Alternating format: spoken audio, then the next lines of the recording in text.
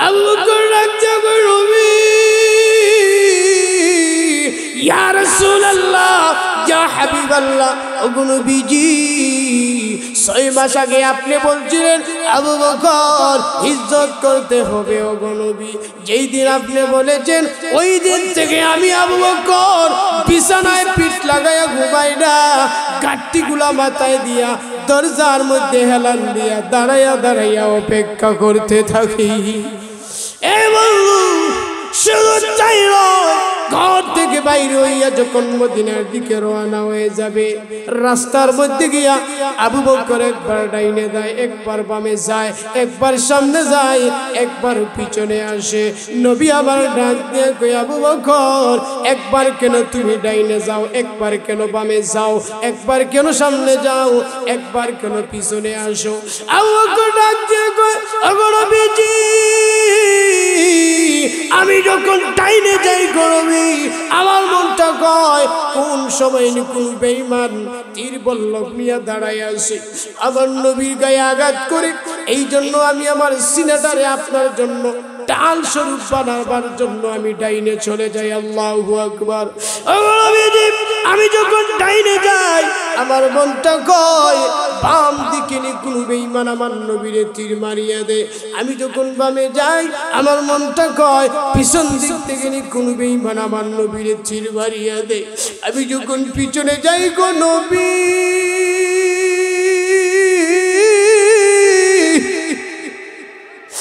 আমার মনটা কয় সামনের দিক থেকে নি কোন বেঈমান আমার নবীরে তীর মারিয়া দে ওগো নবী আমি সামনের দিকে যাই এইভাবে নবীকে পাড়া দিতে দিতে আবু বকর যখন হিজরতের সাথী হয় একটা পাহাড় কারে সুর এত উঁচু পাহাড় ওই পাহাড়ের সামনে গিয়া আল্লাহর নবী যখন দাঁড়ায়া গেলেন ডাক দিয়া বললেন আবু বকর ওই পাহাড়ের একবারে শেষ প্রান্তে একটা গুহা আছে তার ভিতরে প্রবেশ করতে হবে এই মুহূর্তে আল্লাহ রাব্বুল আলামিন আমাকে জানিয়ে দিয়েছেন আল্লাহু আকবার এত উঁচু পাহাড় যারা গিয়েছেন রে বাবা তারা অবশ্যই দেখছেন একবারে শেষ প্রান্তে উঠলে একবারে নিচের মানুষগুলোকে কবুতরের বাচ্চার মতো দেখা যায় ঠিক কিনা ধরে এত উঁচু পাহাড় আবু বকর ডাক দিয়ে কই ইয়া রাসূলুল্লাহ ইয়া হাবিবাল্লাহ ওগো নবীজি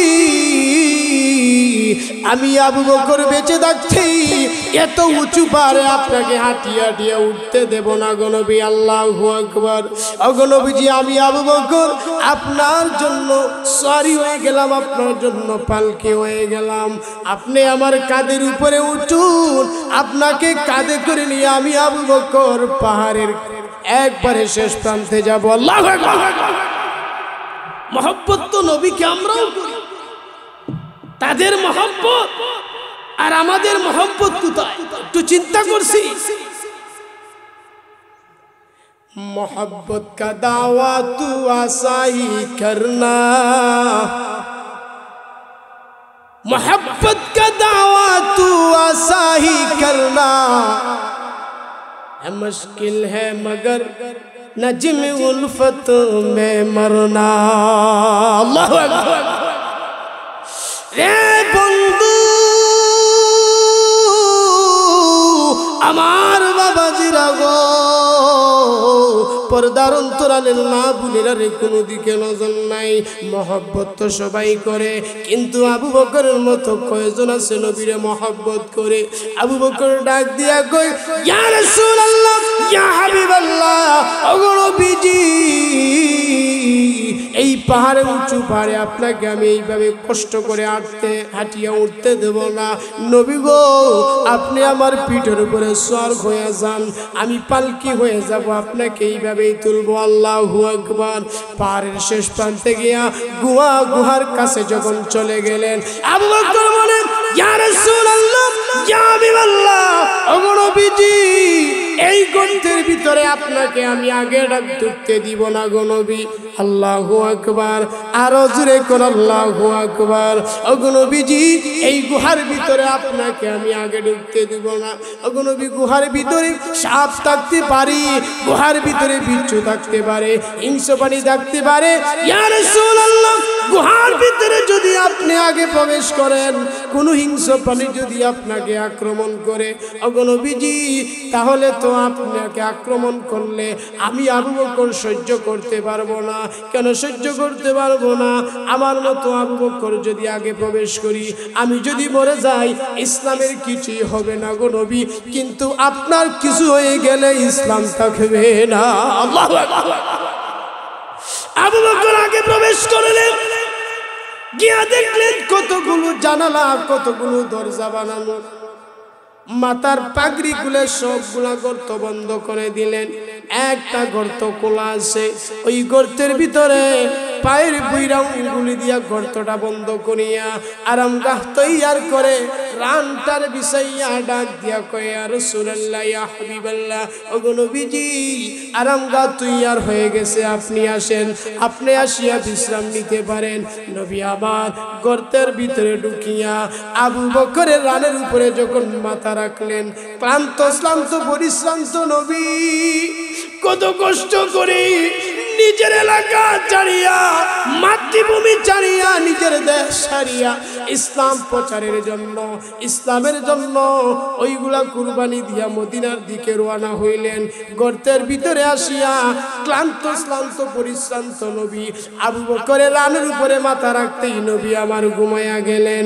নবী যখন ঘুমায়া যায়, এমন সময় রে বন্ধু, এ বন্ধু, এমন সময় আবু বকর সিদ্দিক রাদিয়াল্লাহু তাআলা আনহু আল্লাহ নবীর চেহারার দিকে তাকায়, তাকাইয়া নতুন নতুন মজা নেয়।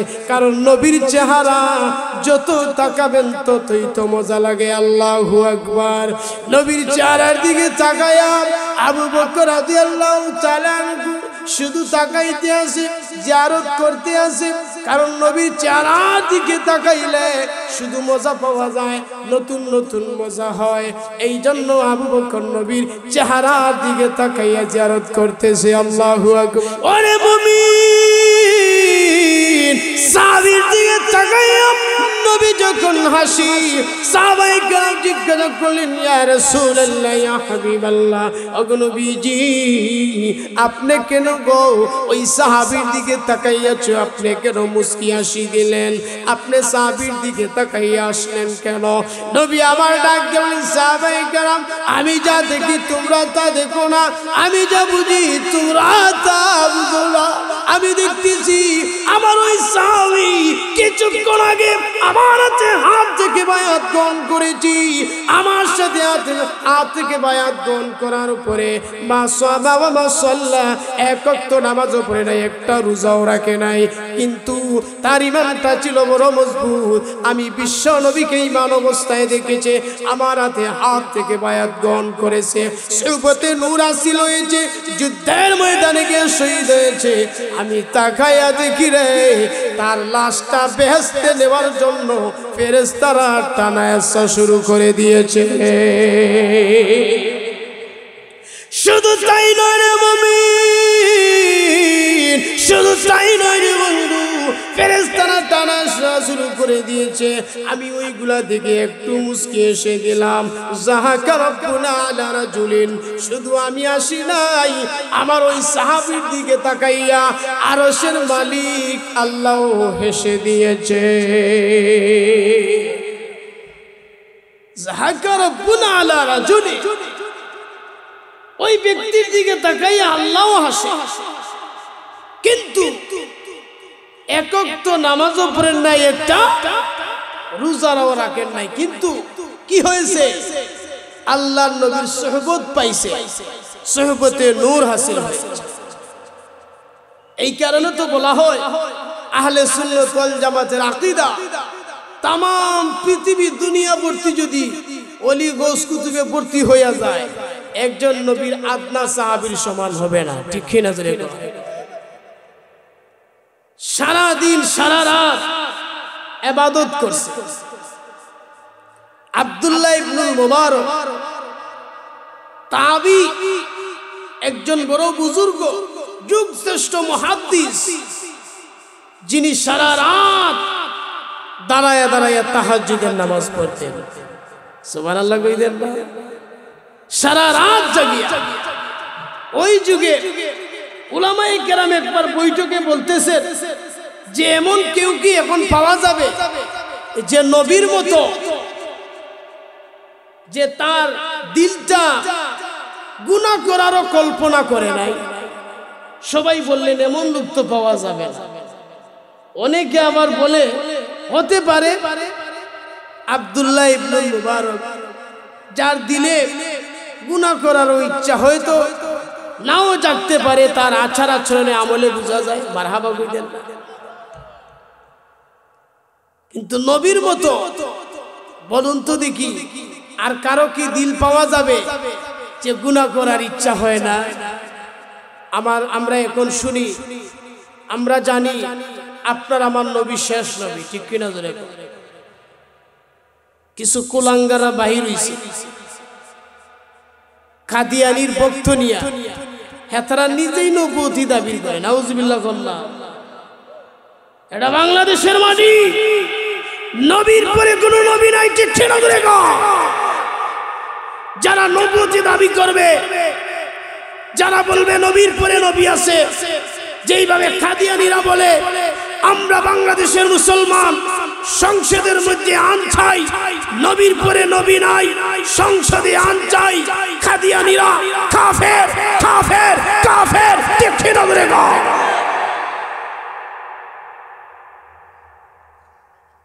আব্দুল্লাহ ইবনে মুবারক যুগ শ্রেষ্ঠ একজন মুহাদ্দিসের নাম। উলামায়ে কেরাম বলে হতে পারে যে আব্দুল্লাহ ইবনে মুবারক যিনি কলবটা গুনাহ করারও কল্পনা করে না। মারহাবা কইতেন না। সারা রাত পড়ি জাগিয়া নামাজ পড়তেন। এইরকম ওলি গৌস কুতুব যদি দুনিয়া ভর্তি হইয়া যায়, নবীর একজন সাহাবীর আদনা সাহাবীর সমান হবে। এমনও বলা হয়েছে যেই সাহাবী শুধু নবীর সুহবত পাইছে, তাম পৃথিবী যদি ওই সাহাবীর অনুসরণ করে, আল্লাহ পাক তাম পৃথিবীকে জান্নাত দিয়া দিবে। সুবহানাল্লাহ কইতেন না? আরো আস্তে কোন সুবহানাল্লাহ। তাম পৃথিবীকে আল্লাহ জান্নাত দিয়া দিবে। এই জন্য মেরে ভাই দোস্ত বুজুর্গ, আবার সকল সাহাবী একত্রিত করলেও একজন আবু বকর হবে না। সুবহানাল্লাহ কইতেন না?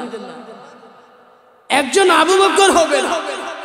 আপনার আমার নবী গর্ব করে বলতেন যে অন্যান্য নবীর উম্মতের মধ্যে আবু বকর নাই, কিন্তু আমার উম্মতের মধ্যে একজন আবু বকর আছে।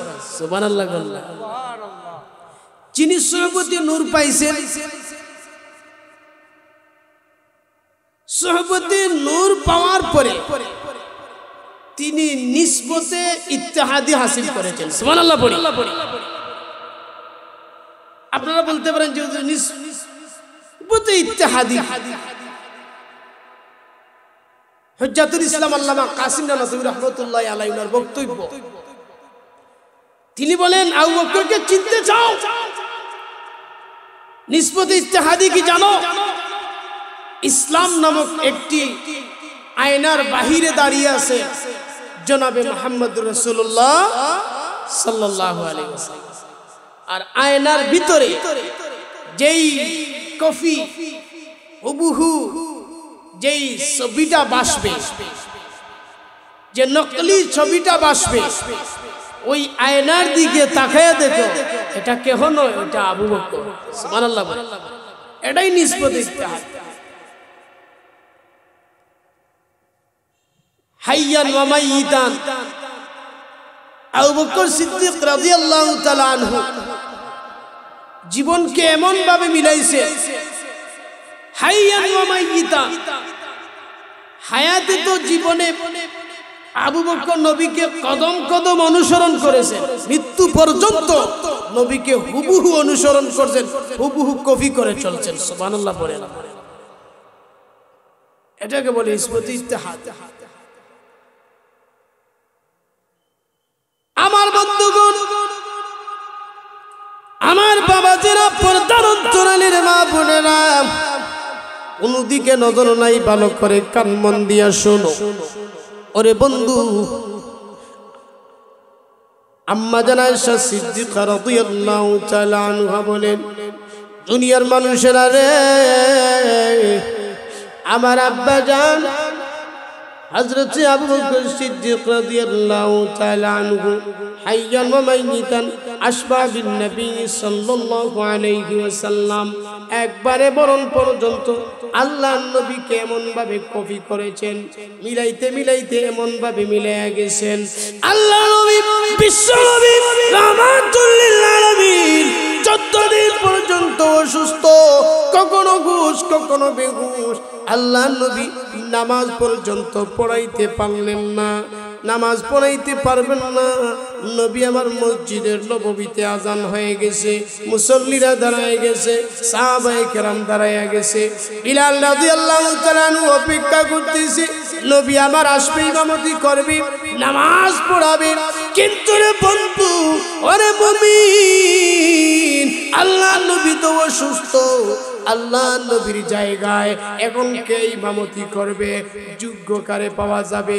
সাহাবায়ে কেরাম তো অনেকেই আছেন। আল্লাহ নবী বিশ্ব নবী রাহমাতুল লিল আলামিন আবু বকরকে তখন অনুমতি দিয়া দিলেন। আল্লাহু আকবার।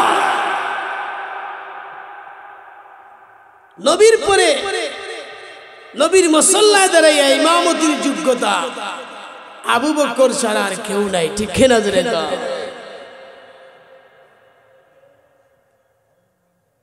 আমার বন্ধুগণ, হাইয়ান ওয়া মাইয়িতান আবু বকর কিভাবে আল্লাহর নবীকে অনুসরণ করেছেন, নবী হিজরত করেছেন, আবু বকর হিজরতের সাথী হয়েছে। মারহাবা কইতেন না। আমার বন্ধু, ঘটনা মনে পড়ে গেল, না বললেই হয় না। হিজরতের ইতিহাস যদি বলতে যাই গো, নবীজির এই ঘটনা লিখতে গিয়া যারা লেখক তারা পেরেশান হয়ে গেছেন, কি লিখবো ভাষা তো খুঁজে পাই না, পেরেশান। সমস্ত মুহাদ্দিসিনে কেরাম পেরেশান হয়ে গেছেন, কি লিখবো ভাষা খুঁজে পাই না। নবী আমার বললেন, আবু বকর হিজরত করতে হবে। আবু বকর তো 6 মাস ধরে প্রস্তুতি গ্রহণ করে বসে আছে। আল্লাহু আকবার। যেদিন হিজরত করবেন রে বন্ধু, এর আগে কিছু কথা আনুষঙ্গিক ভাবে বলে যাই। ওই যে আবু বকর হাইয়ান ওয়া মাইয়িতান জীবনে মরে আল্লাহ নবীকে কবি করেছেন। নবী আবার 40 দিন পর্যন্ত অসুস্থ, নামাজকে পড়াবে, আবু বকর পড়াইয়া গেল। কিন্তু বন্ধু, নবী যখন পৃথিবী থেকে বিদায় হয়ে যাবেন তার একদিন আগে নবীর এমন একটা ব্যথা অনুভব হলো, এমন একটা ব্যথা অনুভব হলো, ডাক দিয়ে বললেন, আয়েশা রে, ওই যে খায়বরের যুদ্ধে একজন ইহুদি মহিলা গোশতের মধ্যে বিষ মাখাইয়া দিয়েছিল। জিবরাইল আলাইহিস সালাতু ওয়াস সালাম আসিয়া বললেন, ইয়া রাসূলুল্লাহ, ইয়া হাবিবাল্লাহ, ওগো নবীজি, আপনি ওই গোশতের টুকরা খাবেন না। নবী আবার গোশতের টুকরা মুখের মধ্যে দিয়ে দিলেন। ওরে বন্ধু, কিন্তু জিবরাইল যখন নিষেধ দিলেন, নবী আমার গোশতের টুকরা ফেলে দিলেন। কিন্তু চাবুনি মারার কারণে, একটা চিবানি দেওয়ার কারণে মুখের লালার সাথে কিছু বিষ নবীর পেটের মধ্যে চলে যায়। মৃত্যুর একদিন আগে আল্লাহর নবী ডাক দিয়ে কইলেন, সারি, ওই যে কিছু বিষ আমার পেটের ভিতরে চলে গিয়েছিল, প্রত্যেক বছরে বছরে বিষগুলা উতলাইয়া উতলাইয়া আমার শরীরের মধ্যে আসতো। আমি বিশ্ব নবী আসমাউল হুসনা পড়িয়া শরীরের মধ্যে ফুঁক দিলে বিষগুলা চলে যাইতো। আরো আস্তে কোন সুবহানাল্লাহ। ডাক দিয়ে বলেন, ওরে আয়েশা, আজকে অনুভব হইতেছে ওই বিষগুলো আমার শরীরের মধ্যে এমন ভাবে উতলাইয়া উঠতেছে, আমি মনে হয় আর দুনিয়াতে বাসবো না, এমন ভাবে যেন বিষগুলো উতলাইয়া উঠছে। আল্লাহর নবী পৃথিবী থেকে বিদায় হয়ে গেলেন। কেমন ভাবে বিদায় হলেন? আল্লাহ রাব্বুল আলামিন তার নবীকে দুনিয়াতে বিদায় করে দিলেন। বিষ অনুভব হইল, বিষের যন্ত্রণা। উলামায়ে কেরাম বলেন বিশ্ব নবী রাহমাতুল লিল আলামিন আল্লাহ রাব্বুল আলামিন ওই যে বিষ পান করায়া যাদেরকে মারা হয় আল্লাহ তাদেরকে শহীদি মরণ দেন। আল্লাহ তার নবীকে শহীদি মরণ দেওয়ার জন্য খায়বরের যুদ্ধে যে বিষ পান করানো হয়েছিল ওই বিষগুলা মৃত্যুর আগের দিন শরীরের মধ্যে উতলায়া উঠল। আল্লাহ রাব্বুল আলামিন তার বন্দীকে শহীদি মরণ দিয়া দিলেন। এই কারণে আবু বকর যখন হিজরত করবেন বিশ্ব নবী মায়ায় নবী রাহমাতুল লিল আলামিন তিনি দরজার মধ্যে গিয়া নক করলেন, আবু বকর রে ইজ্জত করতে হবে মদিনায়। আবু বকর সঙ্গে সঙ্গে দরজা খুলে দিলেন। নবী আবার ডাক দিয়ে কই, আবু বকর তুমি কি ঘুমাও না? আবু বকর ডাক দিয়ে কই, নবী ইয়া রাসূলুল্লাহ ইয়া হাবিবাল্লাহ, ওগো নবীজি 6 মাস আগে আপনি বলছিলেন আবু বকর ইজ্জত করতে হবে ওগো নবী।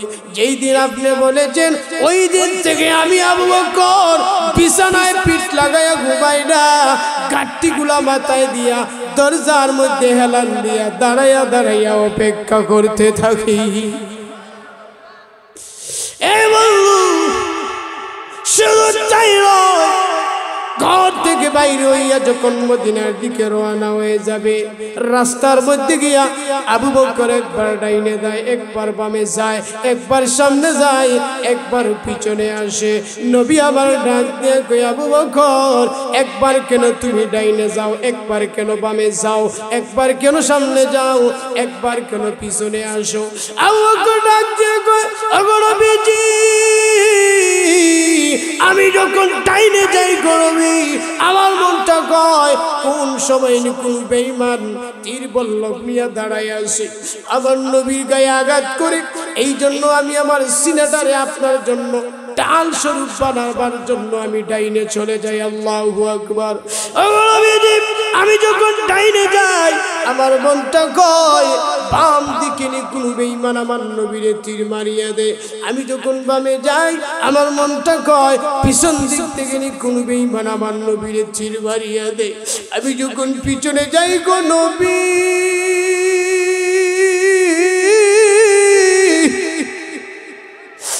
আমার মনটা কয় সামনের দিক থেকে কোন বেঈমান আমার নবীরে তীর মারিয়া দে।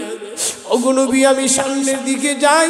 এইভাবে নবীকে পাড়া দিতে দিতে আবু বকর যখন হিজরতের সাথী হয় একটা পাহাড় গারে সূর, এত উঁচু পাহাড়, ওই পাহাড়ের সামনে গিয়া আল্লাহর নবী যখন দাঁড়াইয়া গেলেন ডাক দিয়া বললেন, আবু বকর ওই পাহাড়ের একবারে শেষ প্রান্তে একটা গুহা আছে, তার ভিতরে প্রবেশ করতে হবে। এই মুহূর্তে আল্লাহ রাব্বুল আলামিন আমাকে জানিয়ে দিয়েছেন। আল্লাহু আকবার।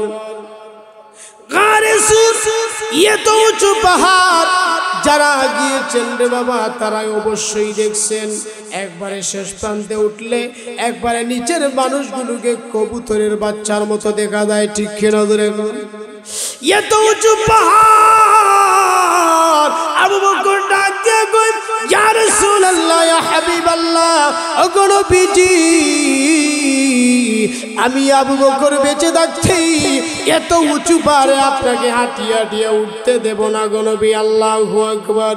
ওগো নবীজি আমি আবু বকর আপনার জন্য সওয়ারি হয়ে গেলাম, আপনার জন্য পালকি হয়ে গেলাম। আপনি আমার কাঁধের উপরে উঠুন, আপনাকে কাঁধে করে নিয়ে আমি আবু বকর পাহাড়ের একবারে শেষ প্রান্তে যাব। আল্লাহু আকবার। মহব্বত তো নবীকে আমরাও করি, তাদের মহব্বত আর আমাদের মহব্বত কোথায় একটু চিন্তা করছি।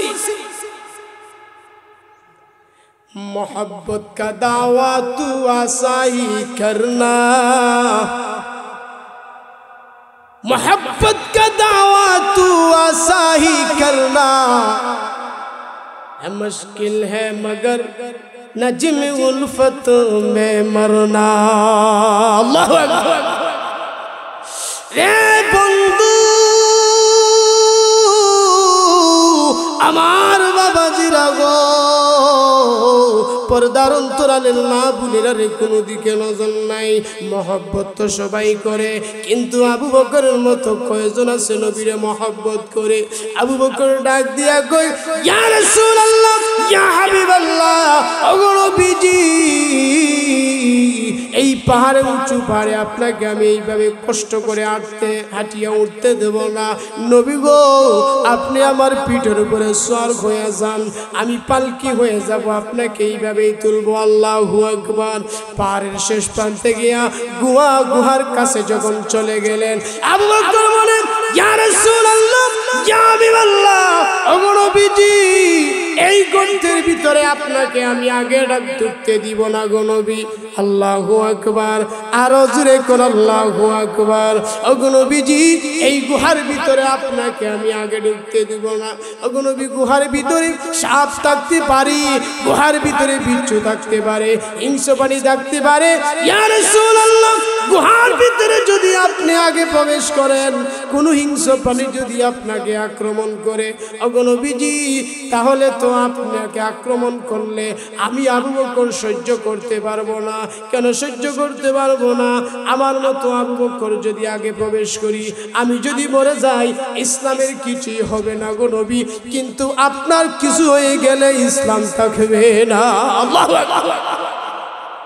আবু বকর আগে প্রবেশ করলেন, গিয়া দেখলেন কতগুলো জানালা, কতগুলো দরজা বানানো, মাথার পাগড়ি খুলে সবগুলা গর্ত বন্ধ করে দিলেন। একটা গর্ত খোলা আছে, ওই গর্তের ভিতরে পায়ের বুইরা উঙ্গুলি দিয়া গর্তটা বন্ধ করিয়া আরামগাহ তৈয়ার করে রানটার বিছাইয়া ডাক দিয়া কয়, ইয়া রাসূলুল্লাহ, ইয়া হাবিবাল্লাহ, ওগো নবীজি, আরামগাহ তৈয়ার হয়ে গেছে, আপনি আসেন, আপনি আসিয়া বিশ্রাম নিতে পারেন। নবী আবার গর্তের ভিতরে ঢুকিয়া আবু বকরের রানের উপরে যখন মাথা রাখলেন, ক্লান্ত শ্রান্ত পরিশ্রান্ত নবী কত কষ্ট করে নিজের এলাকা ছাড়িয়া, মাতৃভূমি ছাড়িয়া, নিজের দেশ ছাড়িয়া ইসলাম প্রচারের জন্য, ইসলামের জন্য ওইগুলা কুরবানি দিয়া মদিনার দিকে রওনা হইলেন। গর্তের ভিতরে আসিয়া ক্লান্ত শ্রান্ত পরিশ্রান্ত নবী আবু বকরের রানের উপরে মাথা রাখতেই নবী আমার ঘুমায়া গেলেন।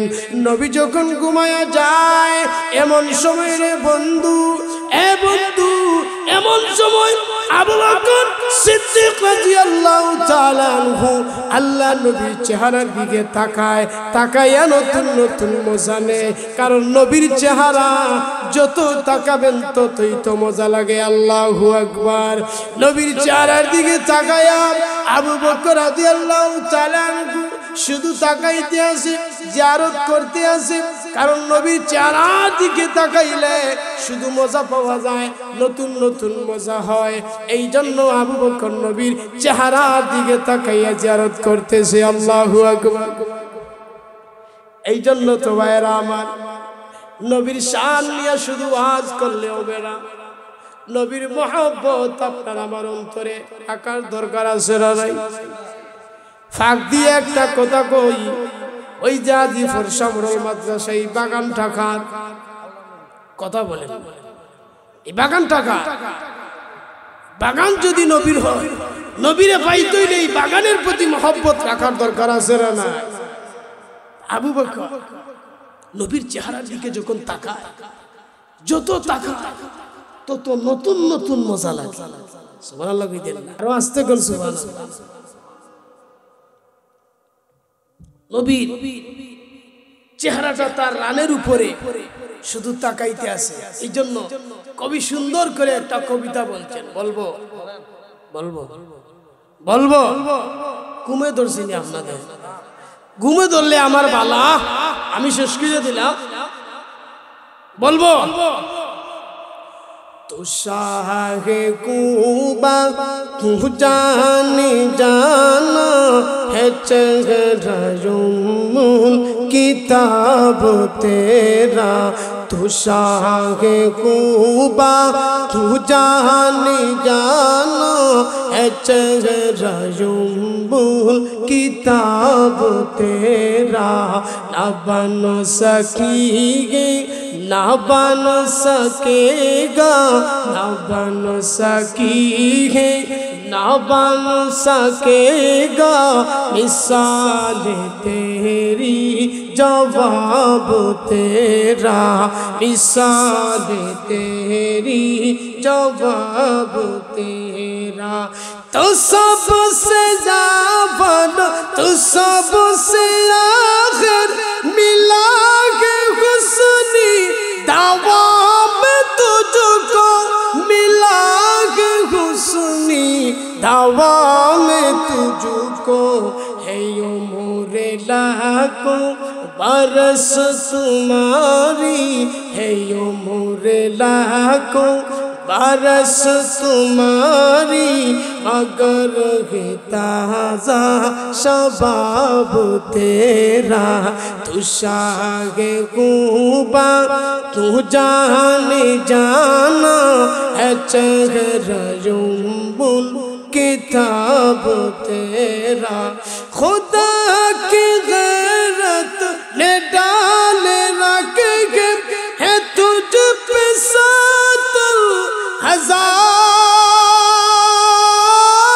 ہزار پردے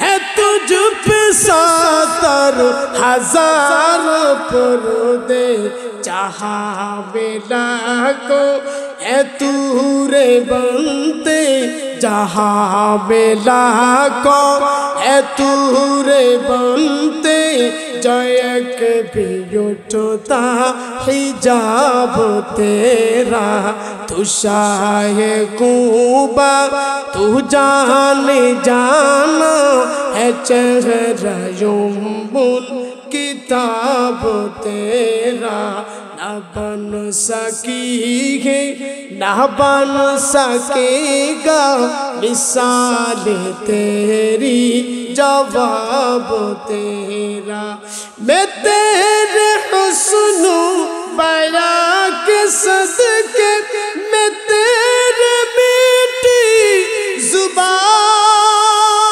زبان کے صدقے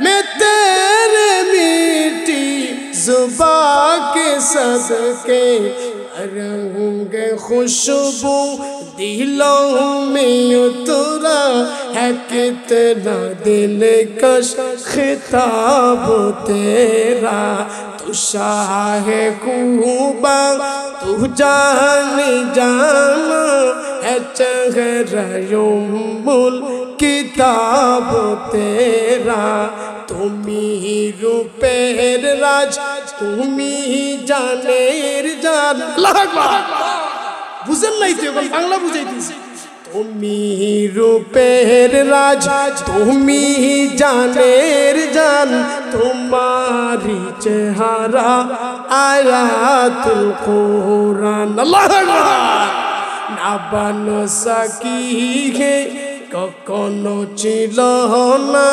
কখনো হবে না তোমার উপমা তোমার তুলনা মারহাবা তুমি রূপের রাজ তুমি জানের জান তোমারি চেহারা আয়াতুল কোরআন তোমারি চেহারা আয়াতুল কোরআন মারহাবা আবু বকর নবীজির চেহারার দিকে তাকিয়ে আর নতুন নতুন নতুন স্বাদ অনুভব করতেছে সুবহানাল্লাহ কইতেন কিন্তু মেরামত লক্ষ্য করে দেখুন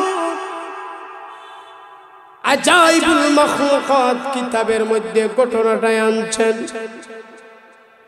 আবু বকর যখন নবীজির চেহারার দিকে তাকায় এমন সময়ে আজাইবুল মাখলুকাত কিতাবের মধ্যে লেখেন পায়ের বুড়ি আঙ্গুল দিয়া আবু বকর একটা গর্ত বন্ধ করেছিল ওই গর্তের ভিতরে আবু বকরের বুড়ি আঙ্গুলে একটা সাপ শুধু কামড়াইতেছে সাপ কামড়াইতেছে কিন্তু বন্ধু আবু বকর তো নবীজির প্রেম, নবীর ভালোবাসা, নবীকে সে ঘুম থেকে সজাগ করবে না, এই জন্য পা পর্যন্ত নাড়ায় দেয় না। আল্লাহু আকবার।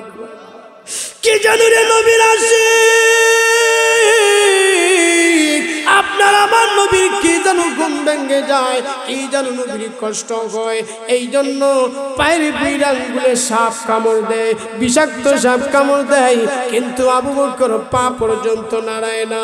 কিন্তু বিষের যন্ত্রণায় আবু বকরের চক্ষু দিয়া যখন পানি পড়ে গেল, আবু বকরের চেহারা লাল হয়ে গেল, চক্ষু দিয়া পানি পড়ে যখন নবীর চেহারা মুবারকে পড়ে গেল, নবীর আমার ঘুম ভেঙে গেল, নবী আমার সজাগ হয়ে গেলেন। ডাক দিয়ে কই, আবু বকর তুমি কি কাঁদতেছো? আবু বকরে তোমার চোখের মধ্যে পানি খেলো। আবু বকর ডাক দিয়ে কই, নবী কান্দি না গো নবী, কি জানো আপনার ঘুম ভেঙে যায়, ওই যে আমি পায়ের বুইরা আঙ্গুল দিয়ে একটা গর্ত বন্ধ কইরা রাখছি নবী গো, ওই পায়ের বুইরা আঙ্গুলে একটা সাপ আমারে কামড় দিতেছে। নবী আবার বললেন, পাটা সরাইয়া দাও, তাড়াতাড়ি সরাও। আবু বকর পা যখন সরাইয়া দিলেন, নবী আমার সঙ্গে সঙ্গে মুখ মুবারক থেকে লালা মুবারক বাহির করলেন। লালা মুবারক বাহির করিয়া আজাইবুল মাখলুকাত কিতাবের মধ্যে আনছেন, নবী আমার যখন লালা মুবারক আবু বকরের যখন ওই সাপে যে কামড় মেরেছে, ওই কামড়ের মধ্যে যখন নবী আমার ওই লালা মুবারক লাগাইয়া দিলেন, সঙ্গে সঙ্গে সাপের বিষ পানি হয়ে গেছে। নবী আমার সাপটাকে শাসন করে বললেন, ওরে সাপ তুই কেন আমার আবু বকরকে কামড় দিলে? আল্লাহ রাব্বুল আলামিন আজাইবুল মাখলুকাত কিতাবের মধ্যে আনছেন, আল্লাহ সামনে জবান খুলে দিয়েছে। আল্লাহু আকবার। সাপটা আবার ডাক দিয়া কয়, নবী গো আমি এমনিতেই কামড় মারি নাই গো নবী, ও গো নবীজি আমি আপনার একজন আসি, ও গো নবীজি 100 বছর আগে গরমি আসমানি একটা কিতাবের দরসগা দিয়ে আমি যাইতেছিলাম। 100 বছর আগে আসমানি একটা কিতাব দরস চলতেছে, পড়া চলতেছে, আমি পাশে দিয়ে যাইতেছিলাম।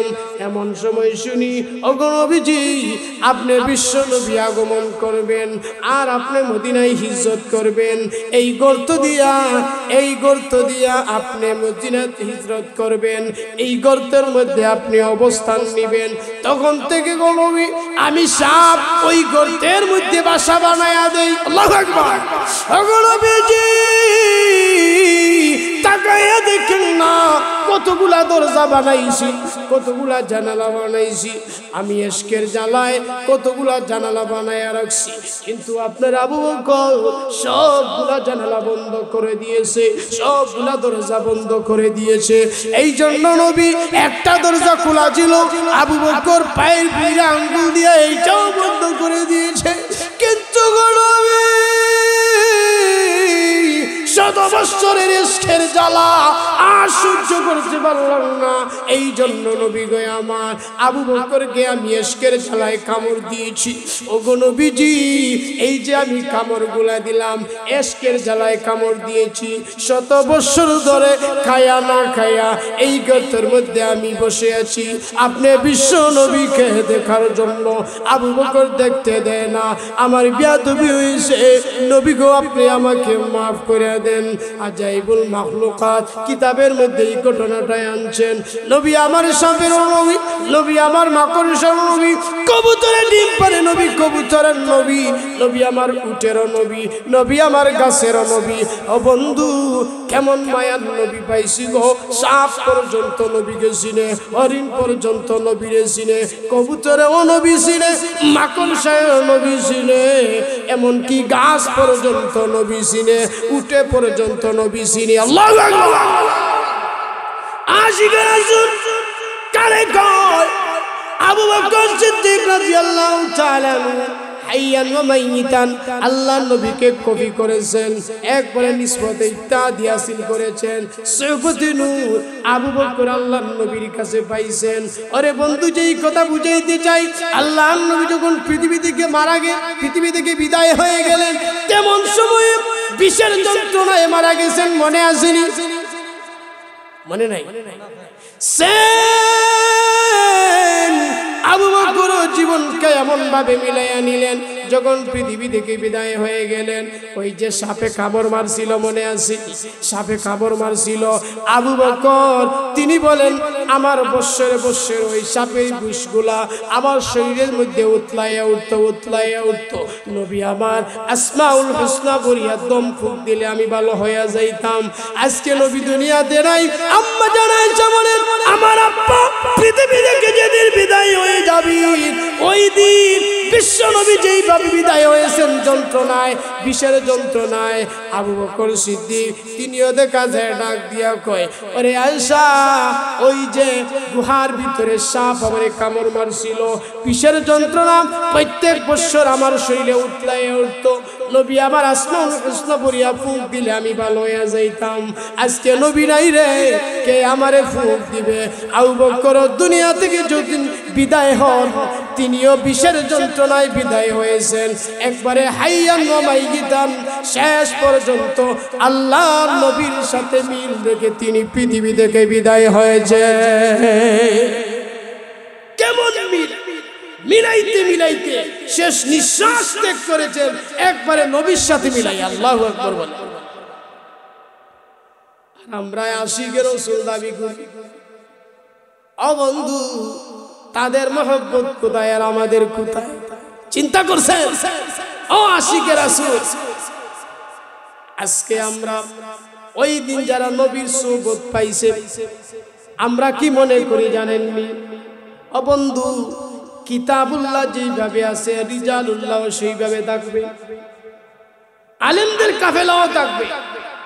এই যে আলেমদের মহব্বতে জড়ো হইছেন, একত্রিত হইছেন, একটা মহব্বত আছে না নাই?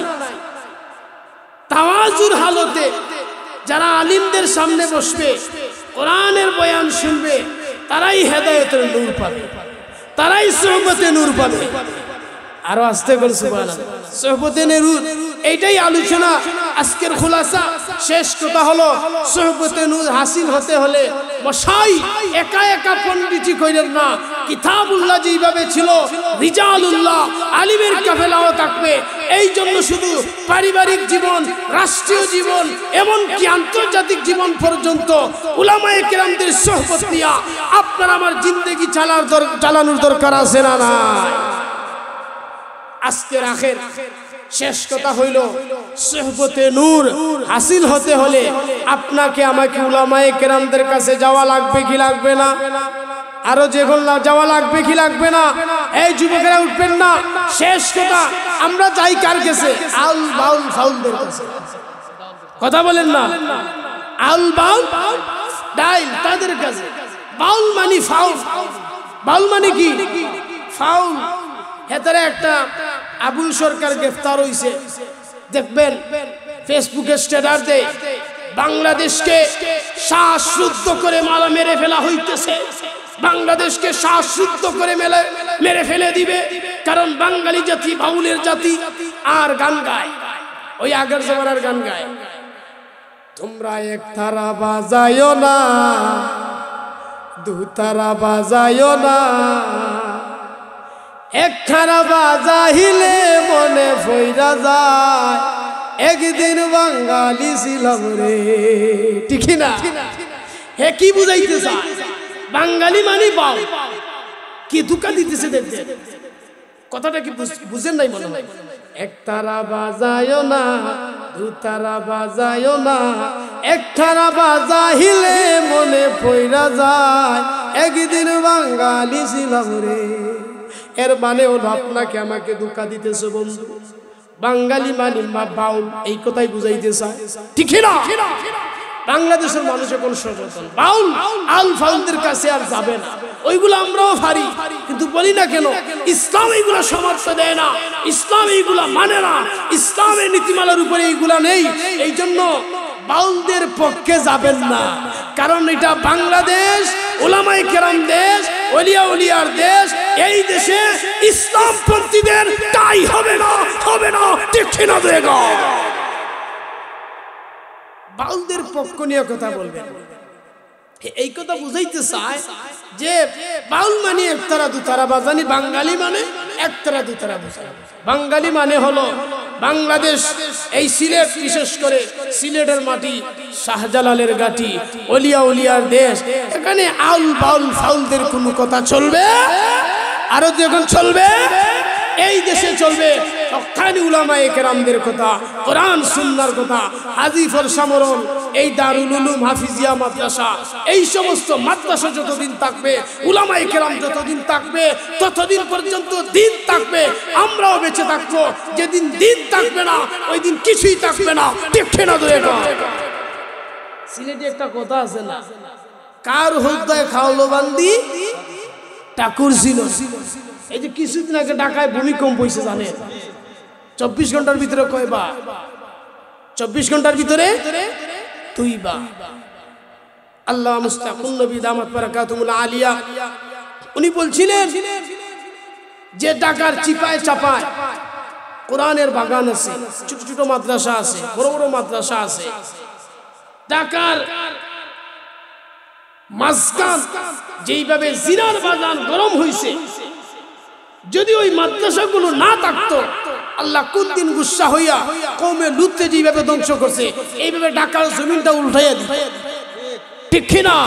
কিন্তু ফাঁকে একটা মাদ্রাসা আছে, হিফজখানা আছে, নুরানি মাদ্রাসা আছে, এরা তাহাজ্জুদের নামাজ পড়ে, কোরআন পড়ে।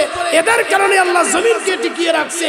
বন্ধু, আপনি আমি জিনার বাজান গরম করতেছি, মদের আড্ডাখানা, জুয়ার আড্ডাখানা, এইগুলা গরম করতেছি, আল্লাহর কিন্তু গুসা হয়। কওমে লূত রাতের বেলা জিনা করে, পুরুষে পুরুষে মিলন করে ঘুমায়। আল্লাহ বলেন, আল্লামা ইবনুল কাইয়্যিম রাহমাতুল্লাহ আলাইহি কিতাবের মধ্যে আনছেন, আল্লাহ বলেন জিবরাইল একবারে 7 মাটি পর্যন্ত আকাশে উঠাইয়া দাও। আকাশে যখন উঠাইলেন, কিতাবের মধ্যে লিখছেন, প্রথম আসমানে যেই ফেরেশতারা ছিল, মানুষের চিৎকার, হিংস্র প্রাণীদের চিৎকার, বনপশুদের চিৎকার, ওইগুলো তারা শুনতে পেয়েছিল। আল্লাহ গুসা হইয়া বললেন, ওই জমিনটারে উল্টাইয়া 7 মাটি পর্যন্ত চাপা দিয়া নিক্ষেপ করে আসার মেরে এদেরকে ধ্বংস করে দাও, ঠিক না? ধরে না, আমরাও ধ্বংস হইয়া যাইতাম। কিন্তু এই হাজী ফরশা মোড়ল মাদ্রাসা, হাফিজিয়া মাদ্রাসা, কোরআনের পাখিরা, উলামায়ে কেরামরা দ্বীনের কথা বলতেছে, মাহফিল হইতেছে, কোরআনের কথা বলতেছে। এই জন্যই আমরা বেঁচে আছি, ঠিক না? ধরে না, যেদিন আল্লাহওয়ালা থাকবে না, ওই দিন বাবার জমিনও থাকবে, পৃথিবী থাকবে, আসমান এবং জমিন সহ তার মাঝখানে যা আছে সবগুলো আল্লাহ কি করে দিবেন? ধ্বংস করে দিবেন। এই জন্য এই হাজী ফরশা মোড়ল দারুল উলুম হাফিজিয়া মাদ্রাসা, এই মাদ্রাসা চলতো না বন্ধ হয়ে যেত? আরো আস্তে চলতো না বন্ধ হয়ে যাইতো? আরো আস্তে। নবী কয়, হুজুর মদিনায় গেছিলাম, সবুজ গম্বুজের দিকে তাকাইয়া আর বাংলাদেশ আইতে মন চায় না হুজুর। মনটা চাইতেছে যে বাকি জীবনটা যেন মদিনা কাটাইয়া দেই, কি নবীর প্রেম দেখা। এটা তো ভালো কথা, নবীর প্রেম নাই। মদিনার সবুজ গম্বুজের দিকে তাকাইলে কি আর বাংলাদেশের কথা চিন্তা থাকে? কথা বলে না, চিন্তা থাকে। हरा गुंबद जो देखोगे ज़माना भूल जाओगे, अगर काबा को जाओगे तो आना भूल जाओगे। हरा गुंबद जो देखोगे ज़माना भूल जाओगे, अगर काबा को जाओगे तो आना भूल जाओगे। नहीं तेरा वो ज़ियादा चाँद तारों अपनी रंगत पर, नहीं